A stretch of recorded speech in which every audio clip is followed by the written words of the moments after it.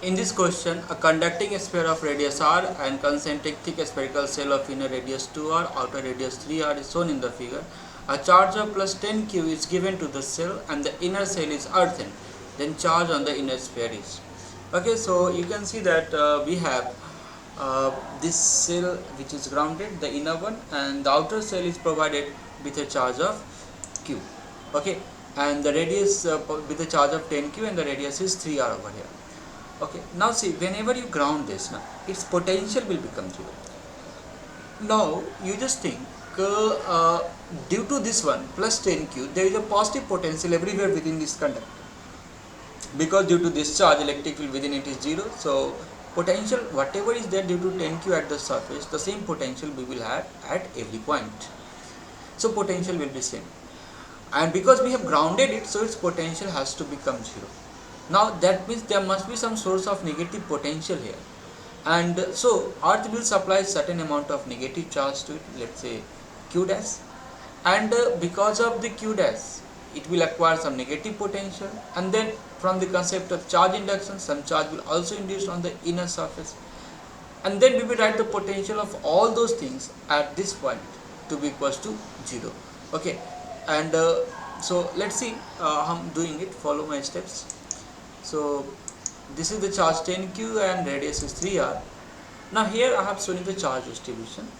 Earth has supplied negative charge q dash to it, and from the concept of charge induction, if we assume a Gaussian surface here, okay, if we assume a Gaussian surface here like this one, then here within this Gaussian surface, because this Gaussian surface is drawn inside the conductor, so net electric flux through this Gaussian surface should be 0, because electric field within the conductor is 0. That means net charge enclosed should be 0. So if earth has supplied minus q dash charge to it, so this inner face will acquire plus q dash charge. Okay, and as a result, because the total charge on the outer cell is 10, outer thick spherical shell has a charge of 10q, so and it is not connected to any other thing, so its charge will remain conserved. So because the charge is 10q, inner face has acquired plus of q dash, so outer face must also acquire minus of q dash. So outer face charge will be 10q minus of q dash here. Okay. Now if we write the potential at the center, why we are writing potential at the center? Because here we can write the potential due to all the charge distribution, because all the charge distribution are symmetrical about the center, and whatever be the potential on the surface, the same potential we will have at the center. So it will be easy for us for calculation purpose. So I will write the potential at the center and we will get it to 0. So due to q dash, potential at the center will be minus of k q dash by r. Due to plus q dash, k q dash by 2r, because now it is behaving like a spherical shell that has a charge of q dash. And due to outer one, k 10q minus q dash by 3r.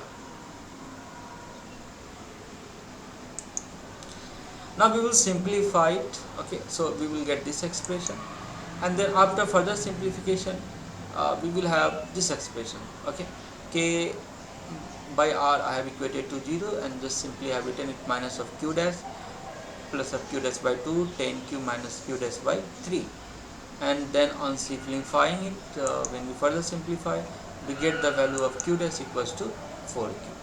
So what is the charge on the inner shell? The charge on the inner shell, I had assumed minus of q dash, so answer will be option A, that is minus of 4q.